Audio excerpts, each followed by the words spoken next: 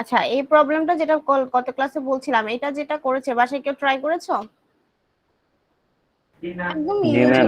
ছিল জিনিসটা হচ্ছে এফ কম্বাইন যে ছিল, কম্বাইন যে ফাইনাস মডুলাস ছিল, তো সেটা মূলত বাকি যে দুইটা ফাইনাস মডুলাস এফ ওয়ান, যে নাম্বার অফ ফাইনাস মডুলাস ছিল স্যাম্পল ওয়ান স্যাম্পল টু, তাদের এভাবে যতটা থাকবে sample one two three, number of যতটা স্যাম্পল থাকবে, সেই প্রতিটা স্যাম্পলের যে আলাদা আলাদা ভাবে ফাইনাস মডুলাস আছে প্রত্যেকটার গড়, সেটাই হচ্ছে fineness modulus of combined soil. যখন মিক্স আপ করবো তখন প্রতিটা সয়েলের যে আলাদা আলাদা ফাইনাস মডুলাস, তাদের গড়টাই হচ্ছে fineness modulus of combined sample. তাহলে সেক্ষেত্রে যেটা হবে F one plus F two divided by two, যেহেতু স্যাম্পল দুইটা ছিল, তো সেখান থেকে আমরা এফ ওয়ানটা বের করে নিব। পারা যাবে না? এখন পারা যাবে? তাহলে কত আসে? F one plus F two divided by two, তাহলে টু ইন্টু এফ, ফর্মুলা অনুযায়ী যেটা হচ্ছে কম্বাইন হচ্ছে 2 ইন্টু 2 মাইনাস এফ ওয়ান। এখন বের হবে, দেখো ক্যালকুলেশন করো দেখি।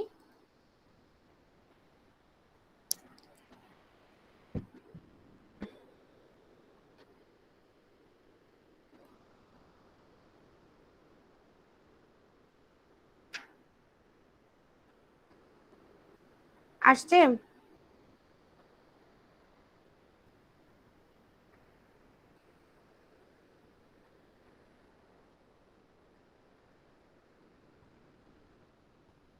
আসেনি?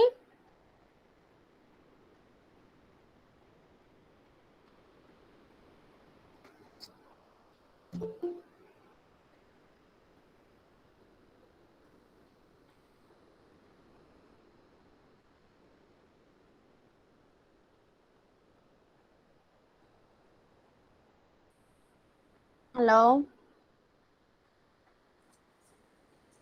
শুনতে পাচ্ছেন? করছো? ক্যালকুলেশন করেছো? 2.84 আসছে সবার? আচ্ছা, রাইট নাও আমাদের যে এরপরে 2.f1 যেহেতু আমরা বের করে নিয়েছি আলাদাভাবে বাকি দুইটা ফাইনাস মডুলাসের রেসপেক্টে, তো রাইট নাও আর কোনো প্রবলেম নাই। সেটা হচ্ছে আমাদের রেশিওটার জন্য যে ফর্মুলা ছিল f1 minus f combine divided by f2, f combine minus f2, right? এই ফর্মুলাটা ছিল। সো সেখানে আমরা ভ্যালুগুলো বসিয়ে দিলাম। সো রেশিও যেটা চলে আসলো সেটা হচ্ছে 0.3 by 3, that means 1, that means দুটোটা সয়েল স্যাম্পলই, that means sample 1 f1 and f2 কালীবাড়ি যেটা, এবং তোমার আরেকটা যেটা ছিল দুর্গাপুর,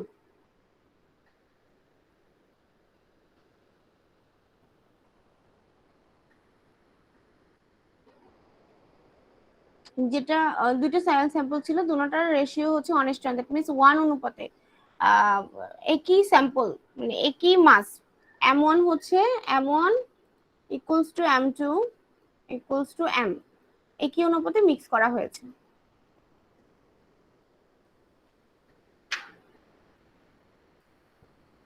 তো এরকম প্রবলেমগুলো আসতে পারে ছোটখাটো, অনেক রকম চেঞ্জ হতে পারে। রেশিও দিয়ে দিয়েছে, ফাইনান্স মডেল দিয়েছে, কিউমুলেটিভ পার্সেন্টেজটা হয়তো এখানে দেয়নি, তোমাকে করতে হতে পারে কিউমুলেটিভ পার্সেন্টেজ বের করে, দেন ফাইনান্স মডুলাস দুটোটা স্যাম্পলের জন্য দিতে পারে, আফটার দ্যাট তোমার রেশিও বের করতে হতে পারে। সো এরকমও হতে পারে। সো এবার আসে সুরকিটা হচ্ছে তোমার ফ্রেশলি বার্ন এবং ওয়েল বার্ন ব্রিক্স, যেটা আমরা ব্রিক ভাঙার পরে যেটা চালনিতে চালা হয়, সেই চালনির মধ্যে যেটা পাস করে যায় সেটাই হচ্ছে সুরকি, যেটা ফ্রেশলি থাকে, গ্রেডিং থাকে, অনেকটা শার্প থাকে। হ্যাঁ, ওয়েল বার্ন ব্রিক, এবং it is perfectly should be clean from free from dust and other organic matter বা foreign matter and sufficiently fine to pass through the number 8 sieve. অনেক সময় construction জন্য দেখবে এরকম একটা বোর্ডের মতো থাকে, চালনির মতো, অনেক বড় একটা চালনি, যেখানে তোমার ব্রিক গুলো ভাঙার পরে এখানে ছুড়ে দেওয়া হয়। আচ্ছা, দেখছো কখনো কাজ করার সময়? জি ম্যাম। এই যে পিছনে যে পাস করে যেগুলো 8 নাম্বার ডায়াগুলো 8 নাম্বার সিবের, তো ওখানে ওই সুরকিগুলো তোমার অনেক কাজে আসে। মটারের মধ্যে লাইম মটার, লাইম প্লাস্টার ইউজ করার সময় এখানে ইউজ করা হয়। হ্যাঁ, এই কনস্ট্রাকশন জন্য এই সুরকিগুলো ইউজ করা হয়। তো এতটুকুই হচ্ছে স্যান্ড ছিল, আমি স্যান্ডটার এক্সটেন্ড করিনি। এবং স্যান্ডের জন্য প্রবলেম যেগুলো করিয়েছে এগুলো দেখবে, স্ট্যান্ডার্ড সিভ, সিভ অ্যানালাইসিস কিভাবে করে, তারপর হচ্ছে ফাইনান্স মডুলাস কি, ফাইনান্স মডুলাস কিভাবে বের করে, এবং ইম্পর্টেন্স অফ ফাইনান্স মডুলাস। এরপরে আসে আরেকটা বিশেষ ইম্পর্টেন্ট স্যান্ডের মধ্যে, সেটা হচ্ছে test.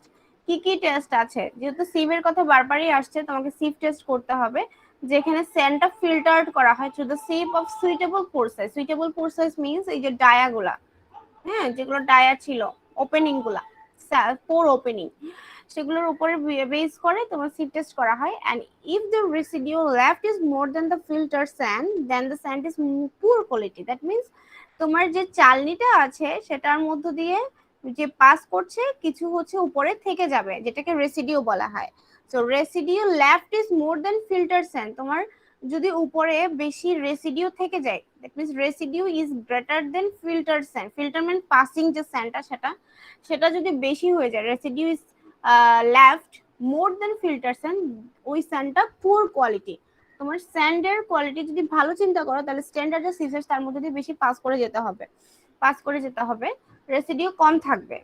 Take some quality of sand in water, then shake it vigorously and allow it to settle down.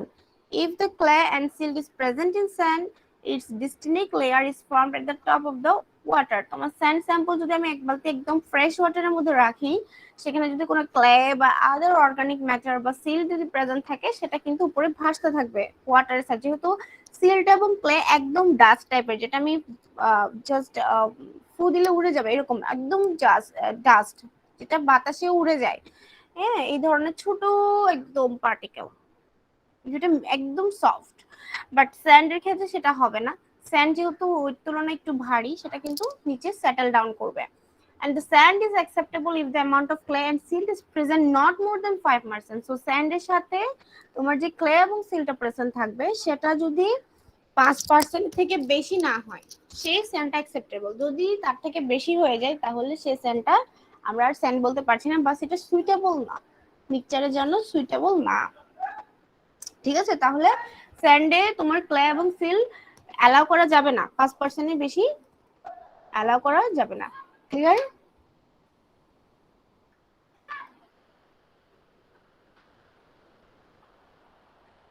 Okay ma'am. তোমাদের পরীক্ষার রুটিন দিছে? Yes ma'am. কয় তারিখ থেকে পরীক্ষা? প্রথম পরীক্ষা কি? ম্যাম 11 তারিখ থেকে। প্রথম এক্সাম কি? Engineering materials. এই সাবজেক্টটাই? Yes ma'am. Yes ma'am. আচ্ছা।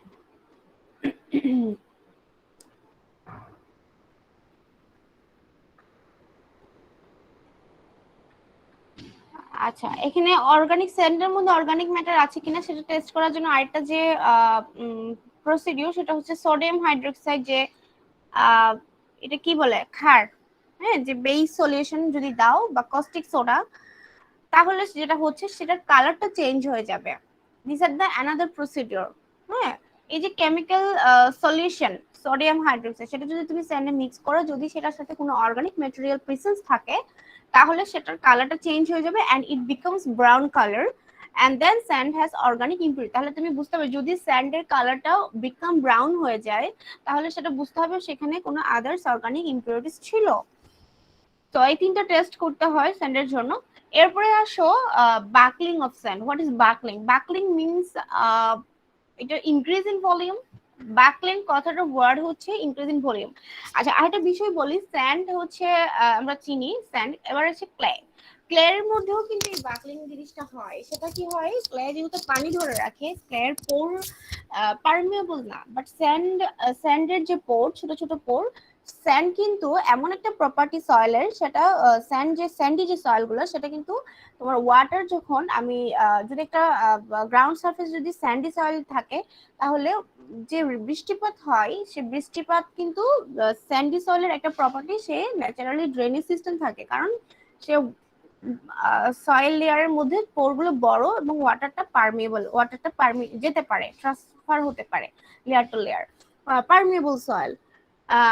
বাট তোমার ক্লাই সয়েলের ক্ষেত্রে পারমিয়েবিলিটি লো, ইমপারমিয়েবল, বিকজ তার পোরগুলো ছোট এবং এত বেশি স্টিকি, সে পানি ধরে রাখে, পানি যেতে দেয় না, নিচের দিকে পানি যেতে দেয় না। তো এই যে পানি ধরে রাখার যে টেন্ডেন্সি ক্লে সয়েলে, তার কারণেও কিন্তু ফুলে যায়, জায়গায় জায়গায় ফুলে যায়, শোয়েলিং প্রপার্টি যেটা বলে। সো ক্লের যে প্রপার্টি সেটাকে শোয়েলিং প্রপার্টি বলে বা বাকলিংও বলে, বাট স্যান্ডের ক্ষেত্রে যেটা সেটা হচ্ছে বাকলিং। ইনক্রিজ ইন ভলিউম, তার চারপাশে কিন্তু ময়েশ্চার ধরে স্যান্ডের যে ছোট ছোট পার্টিকেল গুলো আছে সেগুলো কিন্তু ভলিউম বেড়ে যায়, এবং ভলিউম বেড়ে একটা অপটিমাম লেভেলে গিয়ে পৌঁছে, একটা অপটিমাম লেভেলে পৌঁছে, এরপরে সে আর পানি ধরে রাখে না, সে আবার ভলিউমটা ডিক্রিজ করে। তো সেটা আমরা দেখবো কার্ভটা। The increase in volume of sand due to the moisture content is known as the buckling of sand.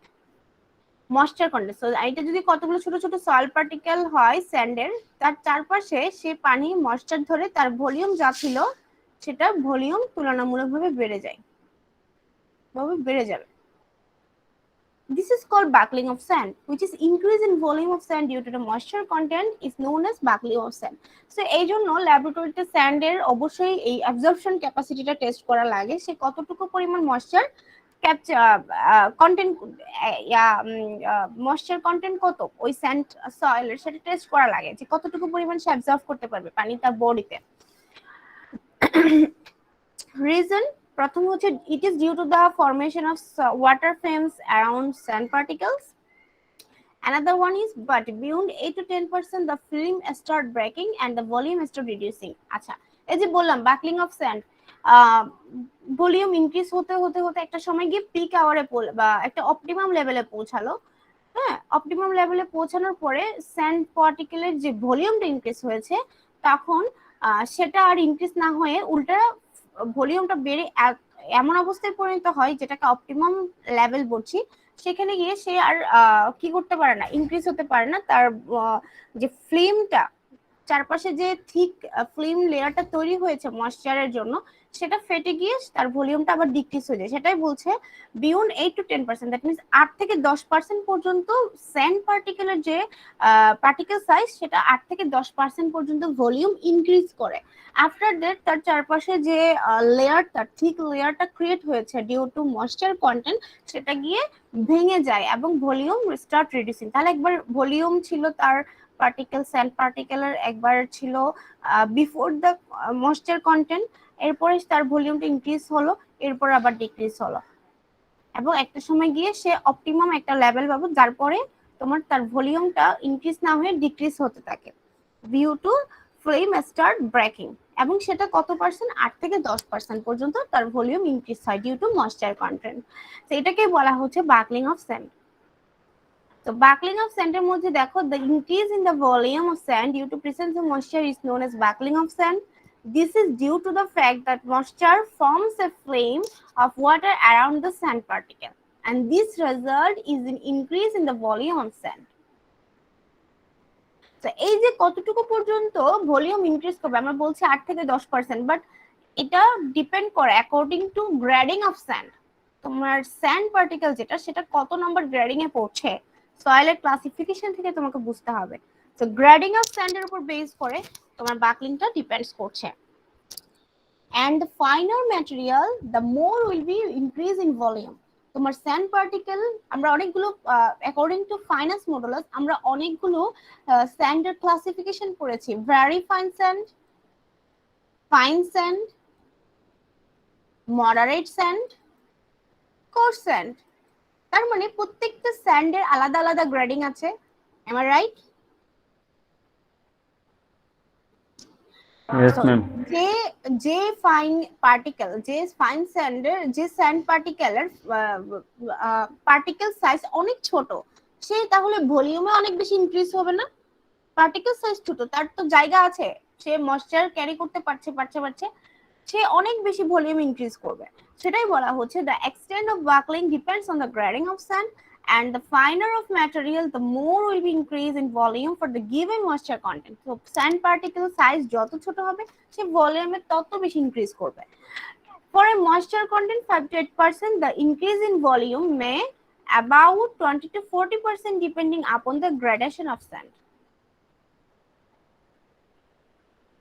তাহলে ময়েশ্চার কন্টেন্ট 5 থেকে 8% কিন্তু স্যান্ডের ভলিউম বাড়ছে 20 থেকে 40% পর্যন্ত বেড়ে যাচ্ছে, মানে 5 থেকে 8% ময়েশ্চার কন্টেন্টের জন্য স্যান্ডের ভলিউম বেড়ে 20 থেকে 40%ই কাছাকাছি চলে যাচ্ছে, depending upon the gradation of sand. And then when the moisture content is further increased, the flame sand particle pack near each the optimum level and the amount of buckling is decreased. After that the flame টা তার গ্রেডেশনের উপর base করে সে তার optimum লেভেলে পৌঁছালে after that তার ফ্লেমটা breakage হয়ে তার ভলিউমটা আবার ডিক্রিজ করবে। ময়েশ্চার কন্টেন্ট কিন্তু ইনক্রিজ হচ্ছে কিন্তু তার ভলিউমটা ডিক্রিজ হতে থাকবে। ফার্দার এই জন্যই বলা আছে when the moisture content is further increased the sand particle pack near each other and the amount of buckling is decreased. Hence dry sand and the sand completely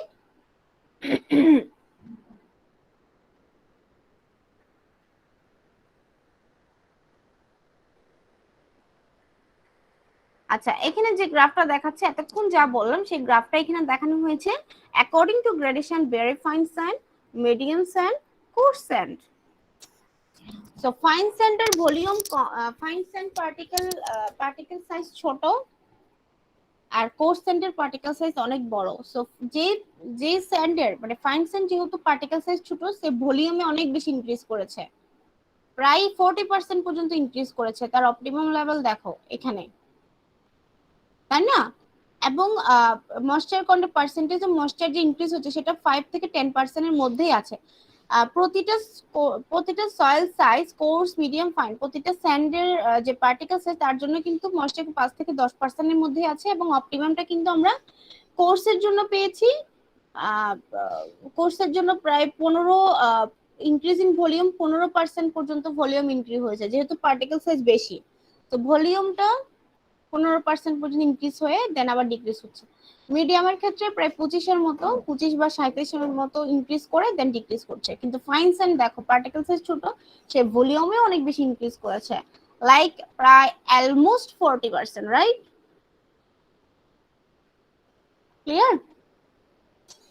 so এটা কিন্তু খুবই important একটা property স্যান্ডের জন্য, backlink of sand. এখানে কারো কোনো question আছে?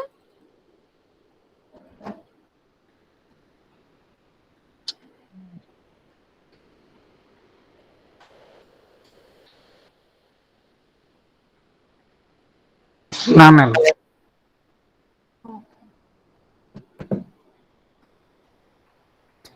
So from the graph increase in volume যে বললাম সেগুলো এখানে বলা হয়েছে। ময়েশ্চার কন্টেন্ট যখন রিডিউস হবে তখন সেটা আস্তে আস্তে কমপ্লিটলি আবার ভলিউম ডিক্রিজ হতে হতে ড্রাই স্যান্ডে পরিণত হবে। সেটাই বলেছে when moisture content is greater than 20% volume is as that of dry sand. Dry স্যান্ডে যেরকম ছিল সেরকমই এসে যাবে, আবার আগের জায়গায় চলে আসতেছে।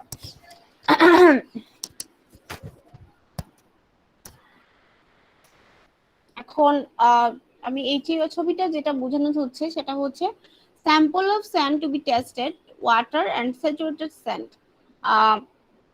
এখানে যে পরিমাণ ওয়াটার মিক্স আপ করা হচ্ছে, এই যে পুরা সমপরিমাণ পানি যখন সমপরিমাণ স্যান্ডের সাথে মিক্স করা হয়েছে, তোমার সয়েলটা কিন্তু মানে স্যান্ডি সয়েলটা ওয়াটারটা কিন্তু অ্যাবজর্ব করে নিয়েছে এবং সেটেল ডাউন করলো। এই যে ভলিউমটা কিন্তু ইনক্রিজ হয়েছে, এটা বোঝানোর জন্য। বাকি যে ওয়াটারটা সেটা আর অ্যাবজর্ব করেনি, তার যতটুকু বডিতে অ্যাবজর্ব করার ছিল সেটা সে অ্যাবজর্ব করে নিয়েছে, বাকিটুকু রিমেইন। ওকে, আচ্ছা এই স্যান্ডের মধ্যে এই যে প্রপার্টি গুলো পড়লাম, বিশেষ করে বাকলিং অফ স্যান্ডটা তোমরা যারা ফিল্ডে যদি কখনো কাজ করতে যাও যদি কেউ ম্যাটেরিয়াল নিয়ে কাজ করো, ম্যাটেরিয়াল সিলেকশন খুব ইম্পর্টেন্ট বিষয়। কোন একটা কনস্ট্রাকশন জোনে কাজ করার সময় ম্যাটেরিয়াল সিলেকশনের জন্য আলাদা একটা টিম থাকে বা আলাদা ম্যাটেরিয়াল ইঞ্জিনিয়ার থাকে, একজন কি দুজন, একজন অ্যাসিস্ট্যান্ট থাকে, একজন সিনিয়র একজন কেউ থাকে, যিনি এই ম্যাটেরিয়াল গুলো চুজ করে। যে কোনো প্রজেক্টের ক্ষেত্রে ম্যাটেরিয়াল গুলো চুজ করাটা খুব ইম্পর্টেন্ট বিষয়। হ্যাঁ, এই যে স্যান্ড এগ্রিগেটের মধ্যে তুমি যে এগ্রিগেট বা স্যান্ডটা ইউজ করবা, তার জন্য অবশ্যই এই যে অ্যাবজর্পশন টেস্টটা তোমাকে করতে হবে। ময়েশ্চার কন্টেন্ট কত, সেটা অবশ্যই করা লাগে। এসপিটি ময়েশ্চার টেস্ট যেটাকে বলে, এসপিটি ময়েশ্চার টেস্ট করার জন্য একটা ছোট একটা ইনস্ট্রুমেন্ট আছে। আরেকদিন দেখাবো, কি দেখবা? ইয়েস ম্যাম, দেখবো। Yes, ma'am. আচ্ছা, আমরা নেক্সট ক্লাসে দেখবো, আগে সিলেবাসটা শেষ করি। নেক্সট ক্লাস আমাকে মনে করাই দিও, এটা একটা টেস্ট আছে।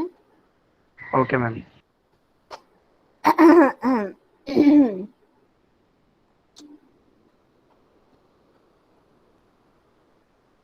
আচ্ছা, তোমাদের সিমেন্ট শেষ হয়েছিল?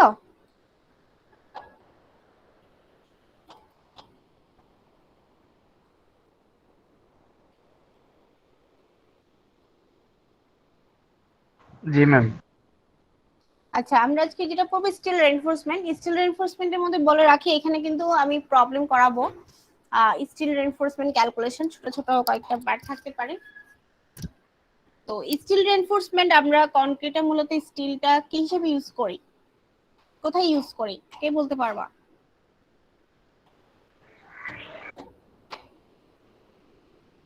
ম্যাম বিমে, কলামে। ইউজ করছি, যে কোনো জায়গায় ইউজ করছি, বিমে, কলামে, স্ল্যাবে, হ্যাঁ, ফাউন্ডেশনে ইউজ করছি, but what is the main cause, মানে কেন আমরা স্টিলটা ইউজ করছি? ম্যাম স্টিল টেনসাইল ফোর্সটা নিতে পারে তাই। টেনশনটা দিতে পারে, কেন কনক্রিট কি নিতে পারে না? কংক্রিট নিতে পারে, বাট কংক্রিট কম্প্রেশন ফোর্সটা বেশি নিতে পারে, স্টিলটা টেনসাইল ফোর্স বেশি নিতে পারে তাই। আচ্ছা, টেনশন দেওয়ার জন্য স্টিল, কনক্রিট হচ্ছে কম্প্রেশন। ওকে, সো যখন আমি এই দুইটা জিনিস একসাথে মিক্স আপ করছি, যে কনক্রিট এবং স্টিল, তখন সেটাকে আমরা কি বলছি? RCC, right? রেইনফোর্সমেন্ট কংক্রিট, হ্যাঁ, Yes, আর ma'am. আচ্ছা, এখানে বলো এই রেইনফোর্স সিমেন্ট কনক্রিট কি কি দিচ্ছে, তার প্রপার্টি কি কি, কেন আমরা রেইনফোর্স সিমেন্ট কনক্রিটকে সুইটেবল, মোস্ট সুইটেবল বলছি? বিকজ, কে বলতে পারবা? ম্যাম বুঝি নাই, আবার একটু বলুন তো। রেইনফোর্স সিমেন্ট কনক্রিট, এই যে কনক্রিট এবং স্টিল দুটোটার কম্বাইন্ড যে মিক্স, সেটাকে আমরা রেইনফোর্স সিমেন্ট কনক্রিট বলছি। সো এটার কি প্রপার্টি, এটা কি দিতে পারবে, কি প্রোভাইড করছে এট এ টাইম? টেনশন, কম্প্রেশন এবং ফ্লেক্সার, এই তিনটা জিনিস এট এ টাইম প্রোভাইড করে, যার কারণে RCC so most suitable all over the world for construction industry. Okay, so এটাই হচ্ছে মেইন কাজ।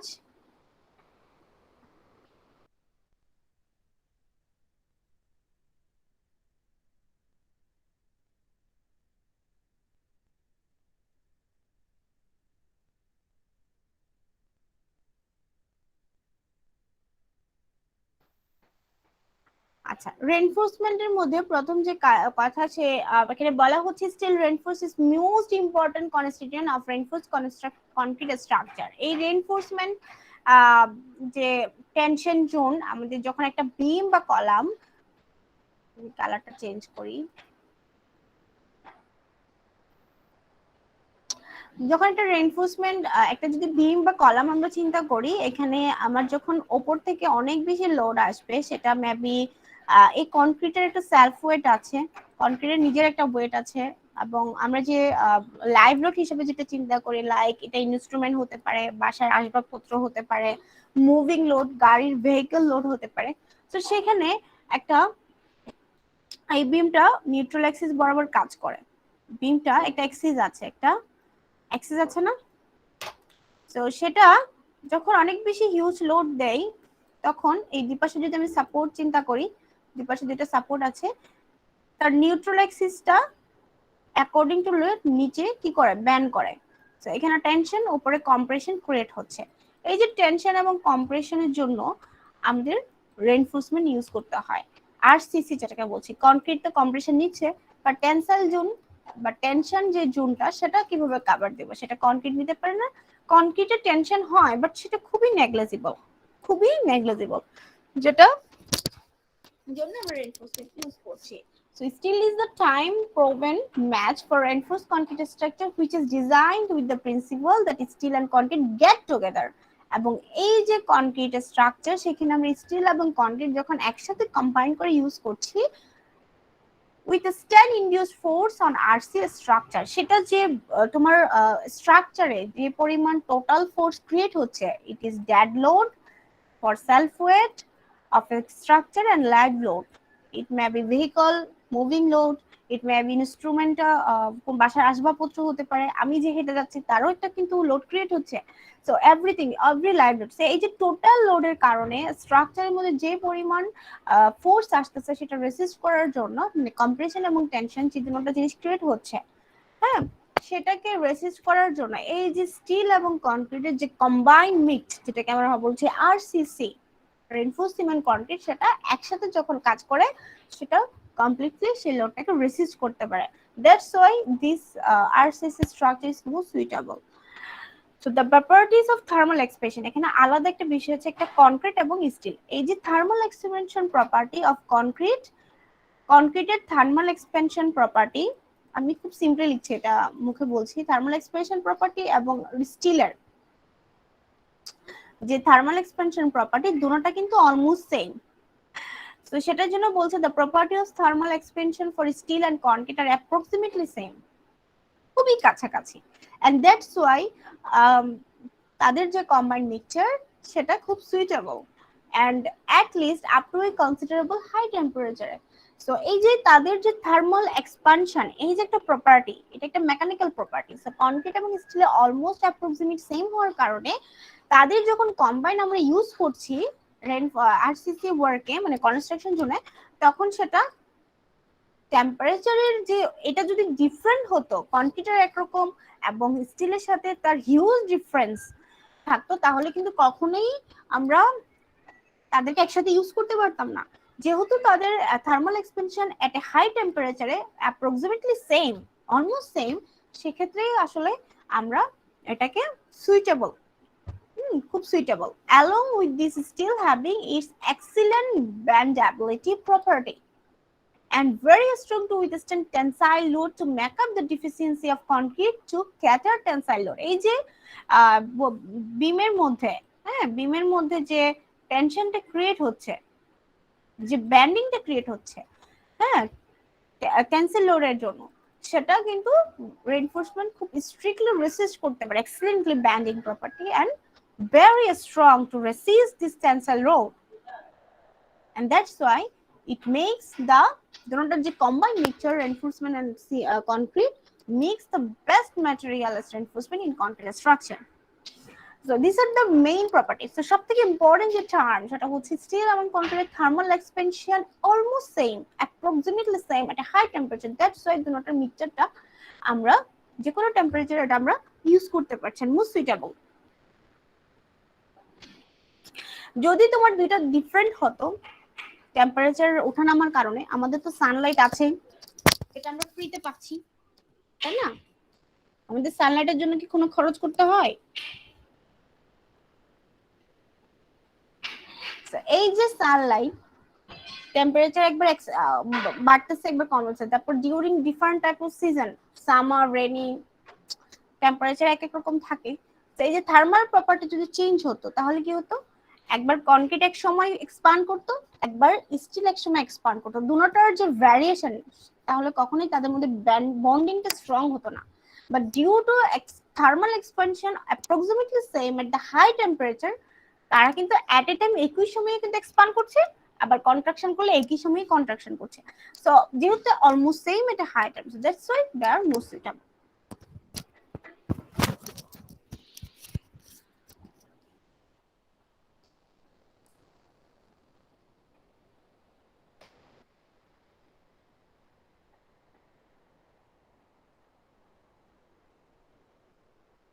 আচ্ছা, আমরা যে রেইনফোর্সমেন্ট ইউজ করছি সেটাকে অনেক সময় প্যাসিভ রেইনফোর্সমেন্ট বলে অথবা রিবার বলে। দেখবে তোমরা যে রড গুলো আমরা পাওয়া যায়, যেটা রেনফোর্সমেন্ট বলছি, কিছুদিন আগে একটা বিএসআরএম এর একটা সেমিনার হয়েছিল, তোমরা কেউ কেউ জয়েন করেছিলে না ম্যাম। অনলাইনে? আচ্ছা, ম্যাম আমরা তো জানতাম না এটার ব্যাপারে। জানতে হবে। আচ্ছা, এই আমাদের যে রড গুলো আছে তার গায়ের মধ্যে দেখবে এরকম কাটা কাটা থাকে। কিছু আছে ব্লু কালার, যেগুলো হচ্ছে ব্লু না, অনেকটা হচ্ছে পেস্ট কালার টাইপের, গ্রিন কালার উপরে থাকে, যেগুলো মেরিন এনভায়রনমেন্ট আমরা ইউজ করি, কালার করা থাকে। আবার কিছু আছে এরকম রিবার গুলো এরকম সার্কুলার মোশন থাকে, উপরে কাটা কাটা থাকে বাট সার্কুলার মোশন থাকে। তো এগুলো এক একটা প্রপার্টির কারণে তাদের এগুলো বডিতে এরকম করে দেওয়া হয়। তো এই যে রিইনফোর্সমেন্ট, এগুলোকে বলা হয় rebar. In prestress concrete structure the reinforcement steel wire are stress period to subjected the structure to loading which may be viewed as active reinforcement.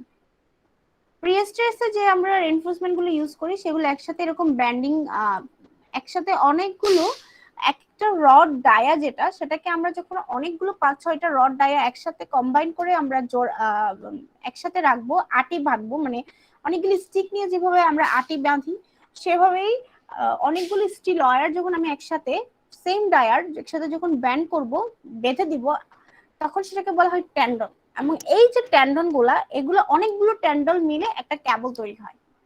আমাদের যে ব্রিজে যে ক্যাবল গুলার উপর দুই দিক থেকে টানা থাকে না, এরকম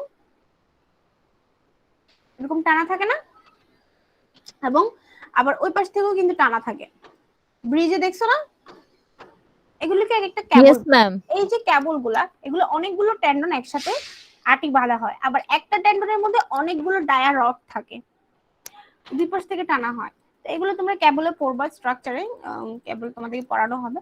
তো এটা বলার একটাই কারণ, রেইনফোর্সমেন্ট আমরা কোথায় কিভাবে ইউজ করছি। আবার প্রি-স্ট্রেস কনক্রিটের মধ্যে এই ট্যান্ডন গুলো কিন্তু ইউজ করা হয়, প্রি-স্ট্রেস কনক্রিট। আচ্ছা, রেইনফোর্সমেন্টের আমাদের মেইন ক্যারেক্টারিস্টিক সেটা হচ্ছে টেনসাইল লোড, এটা তো আমরা জানি। should be able to develop perfect bond with concrete. Another property should be easily to cut and bend wind or bend or wild. আমরা কানেক্ট করতে পারি, ওয়াইল্ড জয়েন্ট দিতে পারি, সহজে কাটা যায়, যে কোনো শেপ তুমি ইউজ করতে পারো। কিছু রেইনফোর্সমেন্ট আছে অ্যাঙ্গেল শেপের, এরকমও কতগুলো আছে না, এরকম অ্যাঙ্গেল শেপের কতগুলো আছে না, এরকম কিছু অ্যাঙ্গেল শেপেরও রেইনফোর্সমেন্ট আছে। সো এগুলো according to different perspective work, এগুলোর এক একটা সাইজ শেপ এক এক রকম। Its coefficient of thermal expansion should be nearly same as the concrete, এটা আরেকটা প্রপার্টি বা characteristics. Should have high tensile strength, এটাও বলেছি। Concrete should not produce any harmful effect on the embedded material. That means কনক্রিটের সাথে যখন তোমার রেইনফোর্সমেন্টটা জুড়ে দেওয়া হয়, আমরা আরসিসি যখন ঢালাই দিই, তখন কনক্রিটের সাথে রিইনফোর্সমেন্টের যে বন্ডিং যে ক্রিয়েট হয়, সেখানে কিন্তু কনক্রিট কোনো রকম হার্মফুল ইফেক্ট থাকে না। সো সবসময় পিএইচ ভ্যালুটা আসলে এখানে মেনটেন করাটা খুবই ইম্পর্টেন্ট কনক্রিটের মধ্যে। নরমালি যেটা হয়, আমরা পিএইচ স্কেল তো চিনি, তাই না? পিএইচ স্কেল পড়ছি না সবাই? ছোটবেলায় সবাই পড়েছি। এটা কত থেকে ছিল? 0 to এরকম একটা পিএইচ স্কেল ছিল, রাইট? জি ম্যাম। তো 0 তে কি ছিল? সরি 7 এ কি ছিল? ম্যাম 7 এর নিরপেক্ষ, neutral.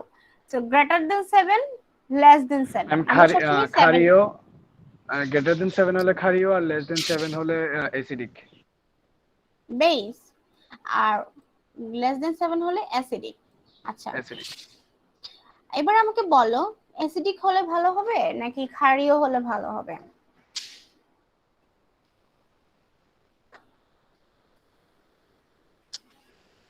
Ma'am acidic. Anyone? Ma'am acidic. Ma'am neutral 0। Neutral থেকে অ্যাসিডিক, হালকা অ্যাসিডিকের আর দিকে। কেউ বলতে পারবে?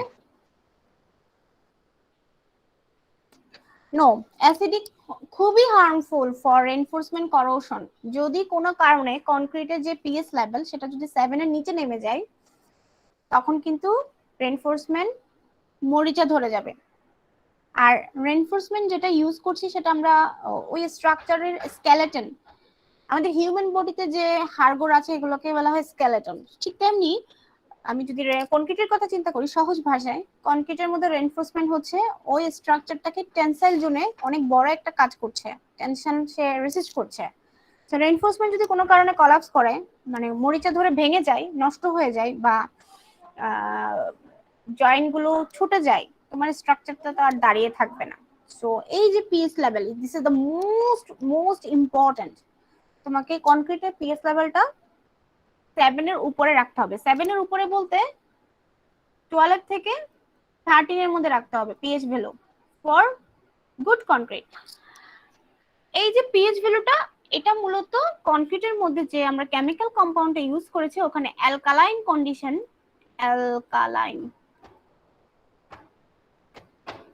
অ্যালকালাইন কন্ডিশনের উপর ডিপেন্ড করে। সো অ্যালকালাইন কন্ডিশন যত বেশি হবে তোমার পিএইচ ভ্যালু 12 থেকে 13 বা 14 এর মধ্যেই থাকবে। That is good for concrete, তোমার রেইনফোর্সমেন্টের কোনো ক্ষতি হবে না। কারণ এই অ্যালকালাইন কন্ডিশনটা এমন একটা কন্ডিশন ক্রিয়েট করে, আমরা যে রেইনফোর্সমেন্ট বার ইউজ করতেছি তার চারপাশে সে একটা লেয়ার ক্রিয়েট করে, অ্যালকালাইনের একটা লেয়ার ক্রিয়েট করে যেটাকে বলা হয় প্যাসিভেটিভ লেয়ার। এই লেয়ারটা তোমার রেইনফোর্সমেন্টটাকে করোশন হওয়া থেকে প্রোটেক্ট করে।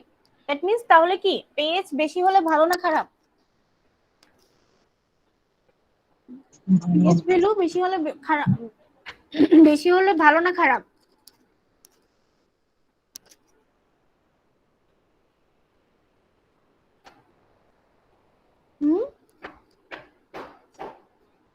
ম্যাম আপনি তো 14 পর্যন্ত বললেন। হ্যাঁ, রেঞ্জ তো 14। দ্যাট মিন্স 7 এর উপর বেশি, 7 এর উপর গেলে ভালো না খারাপ সেটাই জানতে চাচ্ছি। ভালো ম্যাম। ভালো হবে, বিকজ এই পিএইচ ভ্যালুটার সাথে সরাসরি রিলেটেড হচ্ছে অ্যালকালাইন কন্ডিশন। এই অ্যালকালাইন কন্ডিশনটা যদি ভেঙে যায় বা অ্যালকালাইন যদি রিডিউস হয়ে যায়, সেটা কখন রিডিউস হচ্ছে? যদি তোমার পিএইচ কমতে থাকে। তো এই অ্যালকালাইন কন্ডিশনের কারণে রেইনফোর্সমেন্টের চারপাশে একটা প্যাসিভিটিভ লেয়ার ক্রিয়েট হয়, একটা থিন লেয়ার ক্রিয়েট হয়, যে লেয়ারটা তোমাকে রেইনফোর্সমেন্ট করোশন হওয়া থেকে প্রোটেক্ট করে। তো রেইনফোর্সমেন্ট যদি আমার প্রোটেক্ট থাকে তাহলে আমার কনক্রিটের কোনো প্রবলেম হবে না।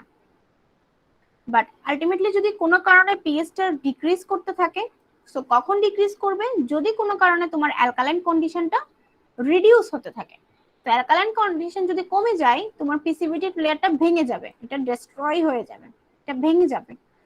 সো পিসিভিটি লেয়ারটা ডিস্ট্রয় হয়ে যাচ্ছে কেন? অ্যালকালাইন কন্ডিশনটা রিডিউস হয়ে যাচ্ছে, অ্যালকালাইন কমে যাচ্ছে। এবং অ্যালকালাইন কন্ডিশনটা যদি কমে যায়, পিএইচ কমে যাচ্ছে, পিএইচ অলমোস্ট কমতে কমতে যখন less than 4, less than 4 এর নিচে যখন নেমে যাবে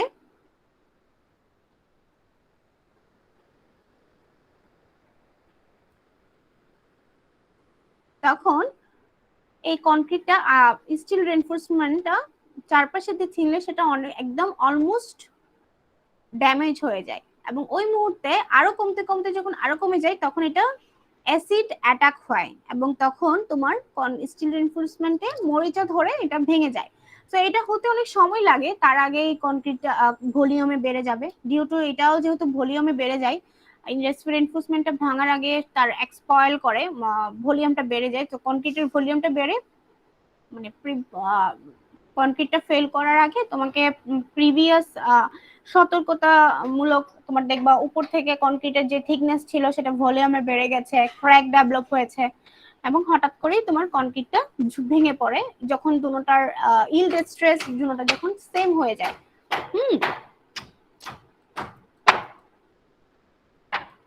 তখন এই কন্ডিশনে পৌঁছে যায় Fs equals to Fy। তো তখন তোমার এই কনক্রিট স্টিলটা ভেঙে যায়, কলাপস করে, কোনো স্ট্রাকচারই কলাপস করবে। তো ইটস দ্য মোস্ট ইম্পর্টেন্ট, পিএইচটা কিন্তু অনেক ইম্পর্টেন্ট।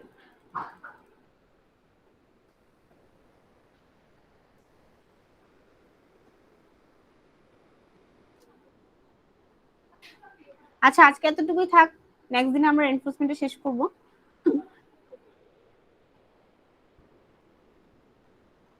কারো কোনো কোয়েশ্চেন আছে এই ব্যাপারে?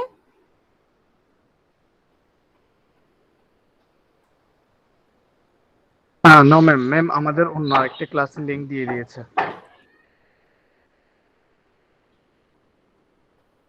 হুম।